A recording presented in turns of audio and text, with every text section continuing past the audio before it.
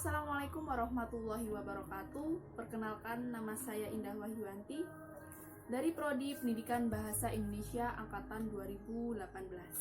Di sini saya akan menjelaskan apa itu paragraf deskriptif, tujuan paragraf deskriptif, jenis paragraf deskriptif, lalu langkah-langkah untuk membuat paragraf deskriptif yang padu dengan media berupa gambar animasi. Jadi yang pertama, pengertian dari paragraf deskriptif. Paragraf deskriptif adalah paragraf yang menggambarkan suatu objek, baik itu dari tingkat warna, ciri khas, atau apa, melalui tulisan yang dimana dalam tulisan itu mengandung secara detail tentang yang ada dalam gambar animasi tersebut. Selanjutnya, saya akan memaparkan tentang tujuan dari paragraf deskriptif. Jadi tujuan dari paragraf deskriptif ini yaitu menggambarkan suatu objek sehingga si pembaca ini dapat merasakan, melihat objek tersebut melalui tulisan yang ditulis oleh penulis tersebut melalui pendeskripsiannya tadi. Setelah itu, jenis-jenis paragraf deskriptif. Di sini ada 3 jenis paragraf deskriptif. Yang pertama, paragraf deskriptif spasial. Yang kedua, paragraf deskriptif objektif, dan yang terakhir adalah paragraf deskriptif subjektif. Yang pertama, paragraf deskriptif spasial. Di sini paragraf spasial ini melukiskan ruang atau tempat berlangsungnya suatu peristiwa atau kejadian. Yang kedua, ada paragraf objektif. Di sini paragraf objektif itu menggambarkan suatu hal atau orang dengan mengungkapkan identitasnya, seperti apa identitasnya, bagaimana latar belakangnya. Jadi secara pembaca itu dapat membayangkan keadaan dari objek tersebut. Yang ketiga, ada paragraf deskripsi subjektif. Di sini kalau subjektif itu objeknya itu seperti tafsiran atau perasaan penulis untuk mendeskripsikan tulisannya itu tadi. Selanjutnya ada ciri-ciri dari paragraf deskriptif. Ciri yang pertama itu menggambarkan atau melukiskan suatu peristiwa. Jadi dari objek yang kita punya itu kita lukiskan peristiwanya itu seperti apa kejadiannya. Jadi seperti itu. Yang kedua, penggambaran dilakukan oleh sejelas-jelasnya. Jadi saat kita mendeskripsikan objek tersebut, kita harus menggunakan bahasa atau tulisan yang jelas agar penulis itu mampu untuk mengerti atau berada di dalam objek tersebut. Yang ketiga, membuat pembaca atau pendengar merasakan sendiri pengalaman tersebut.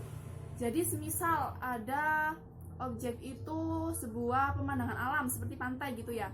Seperti pantai. Jadi si penulis paragraf deskriptif ini harus memaparkan seperti apa sih pantai tersebut, bagaimana sih kondisi dalam lingkungan pantai tersebut. Langkah-langkah menulis sebuah paragraf deskriptif. Di sini saya mempunyai objek berupa gambar animasi hewan kucing. Jadi langkah awal yang kita cari yaitu menemukan sebuah topik. Nah, topik dari gambar animasi ini, misal kita membuat kucing peliharaanku, itu menjadi topik pertama yang kita dapat dari gambar animasi ini. Selanjutnya, kita harus mempelajari dengan baik apa yang kita ketahui dalam objek ini. Kita mendapatkan beberapa topik. Nah, kita harus memilih satu topik untuk membuat paragraf deskriptif tersebut. Jadi saya ambil satu topik untuk kucingku peliharaanku. Jadi seperti itu. Selanjutnya kita harus mempelajari objek tersebut. Jadi setelah kita mendapatkan objek ini, kita mempelajari bagaimana sih suara kucing itu, terus bagaimana berapa ukurannya kucing tersebut, berapa beratnya, apa warnanya, bagaimana kondisinya, dan lain sebagainya itu. Dari situ kita harus mengembangkan pertanyaan-pertanyaan itu tadi agar kita dapat menyusun sebuah paragraf deskriptif tersebut. Yang ketiga, merancang sebuah paragraf deskripsi. Nah, di sini kita mengoleksi beberapa kata untuk mengembangkan topik tersebut ya, topik paragraf deskriptif tersebut. Kita mengoleksi beberapa detail topik. Kalian sudah siap untuk menyusun paragraf deskripsi, merancangnya, merancang secara kasar. Jadi merancang paragraf deskriptif secara kasar. Jadi di sini secara kasar itu yang dimaksud adalah kita membuat kalimat deskriptif atau dari paragraf deskriptif tersebut itu secara umum. Kita mencari kalimat-kalimat secara umum dari topik tersebut. Yang keempat, merevisi paragraf deskriptif. Jadi di sini kata merevisi itu kita harus melihat kalimat yang kita pakai itu ada kalimat atau kata yang tidak padu, ada kata yang tidak efektif, ada kata yang secara KBBI atau PUBI itu berlebihan atau tidak baku. Jadi seperti itu. Yang kelima, kita mengecek kembali paragraf yang sudah kita revisi tersebut. Apakah dalam revisian atau dalam paragraf tadi itu spesifik atau belum? Apakah paragraf tersebut tersusun dari kalimat-kalimat yang lengkap atau masih belum? Apakah semua kalimat pendukung dalam paragraf tersebut itu sudah jelas atau sudah menjelaskan kalimat utamanya tersebut atau belum? Setelah itu kita mengurutkan paragraf deskripsinya dengan baik dan logis. Yang terakhir, apakah kalian sudah menutup paragraf deskriptif tersebut dengan kalimat atau hal-hal yang spesial atau istimewa untuk menarik si pembaca tersebut? Jika sudah, maka kalian dapat mengaplikasikan pada bentuk paragraf deskriptif tersebut melalui objek yang sudah saya cari ini. Setelah saya memaparkan langkah-langkah membuat paragraf deskriptif tersebut, saya sudah membuat atau merancang paragraf deskriptif tentang gambar animasi.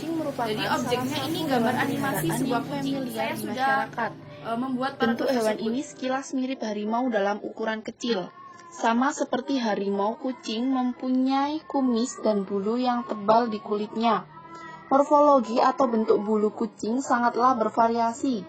Ada beberapa kucing yang bulunya mempunyai pola yang khas, ada beberapa jenis lainnya yang bulunya tidak mempunyai pola. Bahkan ada pula jenis kucing yang tidak mempunyai bulu sama sekali. Salah satu ciri khas yang dipunyai kucing adalah pupil matanya. Bagian dari mata kucing ini bentuknya bisa berubah-ubah mulai dari bentuk bundar layaknya mata yang normal hingga berbentuk seperti garis tipis kehitaman. Ukuran pupil yang berubah-ubah tersebut tergantung dari cahaya yang ada di tempat kucing tersebut berada. Jika kadar cahaya di tempat kucing tersebut tinggi, maka pupil mata kucing akan mengecil dan membentuk sebuah garis hitam tipis.